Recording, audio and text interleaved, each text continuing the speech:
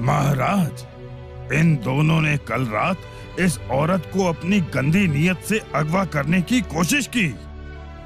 हम किसी भी औरत के साथ इस तरह का दुर्व्यवहार बर्दाश्त नहीं करेंगे। एक औरत के सम्मान के साथ खेलने का अधिकार किसी को भी नहीं।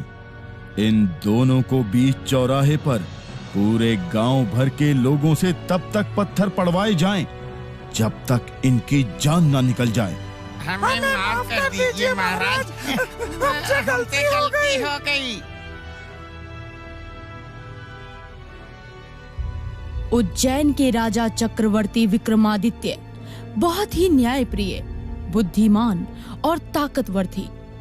उन्हें शिकार करना इतना ज्यादा पसंद था कि वो हर सुबह किसी न किसी जानवर का शिकार किया करते।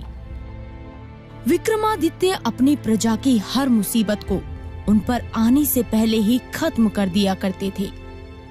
इसीलिए हर सुबह उनके महल के सामने कई लोग उन्हें कुछ तोहफे देने के लिए आया करते, जिन्हें राजा विक्रमादित्य बहुत ही खुशी के साथ अपनाया करते। प्रणाम साधु महाराज। ये आपके लिए है महाराज। ये क्या? इस फल से ये इतना सुंदर नग कैसे निकला? हम किसी से भी महंगे उपहार नहीं लेते साधु। कौन है आप? काल भैरव है मेरा नाम, और ये नग मैंने तुम्हारे बल के बदले दिया है राजा विक्रम। इसके बदले आपको क्या चाहिए? आप बताइए, हम वो आपको जरूर देंगे। इसके बदले मुझे तुम्हारी एक रात चाहिए विक्रम। तुम मुझे आने वाली अमावस्या की रात जंगल के पुराने खंडर में मिलना। राजा विक्रमादित्य साधु का एहसान उतारने के लिए तुरंत मान गए और फिर अमावस्या की रात को काल भैरव की बताई जगह पर पहुंच गए, जहां काल भैरव बहुत ही डरावने रूप में एक अनुष्ठान कर रहे थे, जिसमें उसने बहुत से इंसानी कंकाल भी रखे हुए थे। आसपास से बहुत से पिशाचों की आवाजें आ रही थी, लेकिन राजा विक्रमादित्य को जरा सा भी डर नहीं लग रहा था और वो जाकर काल भैरव के पास बैठकर बोले, बताओ साधु, मुझसे क्या चाहिए आपको? यहाँ से 5000 कोस दूरी पर इस जंगल को पार कर एक शमशान घाट है। उसी के बीचों बीच एक बरगद के पेड़ पर एक लाश लटकी हुई है। तुम मेरे लिए वो लाश यहाँ ले आओ।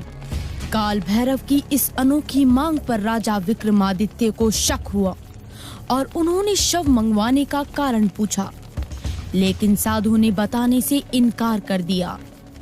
विक्रमादित्य अपने मन में कई सवाल लिए उस डरावने जंगल को पार कर शमशान में बरगद के पेड़ के पास पहुंच गए और उस पर लटकती उल्टी लाश को देखकर चौंक गए।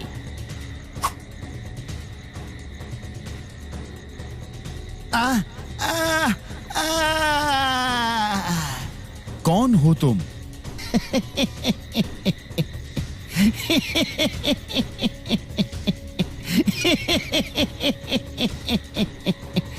मैं बेताल हूँ, लेकिन तू कौन है?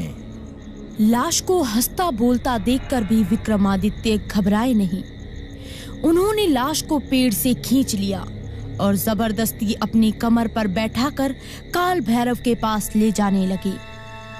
तूने बताया नहीं कि तू कौन है और मुझे यहाँ से क्यों ले जाने आया है? हम राजा विक्रमादित्य हैं और काल भैरव के कहने पर ही तुम्हें यहाँ से लेने आए हैं। ये तो बहुत शक्तिशाली इंसान मालूम पड़ता है। मैं इसके जरिए उस काल भैरव को मरवा सकता हूँ। क्या तुम यूं ही चुपचाप चलते रहोगे या कुछ बोलोगे भी?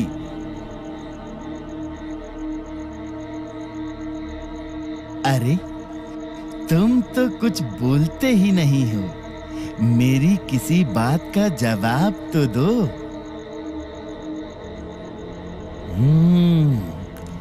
ऐसे तो ये कुछ बोलेगा ही नहीं।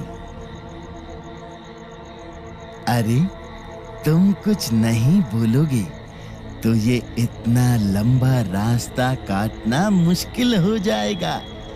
तो मैं तुम्हें एक कहानी सुनाता हूँ और आखिर में जो भी प्रश्न पूछूंगा उसका जवाब तुम्हें देना होगा।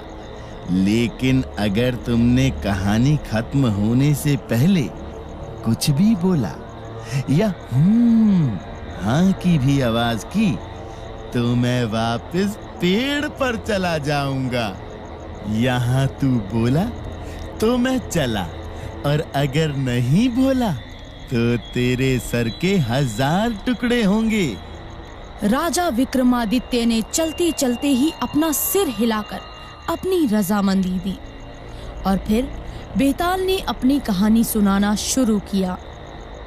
विक्रम, क्या तूने कभी किसी बाप को अपनी बेटी को घर से निकालते देखा है? तो सुन इस कहानी को।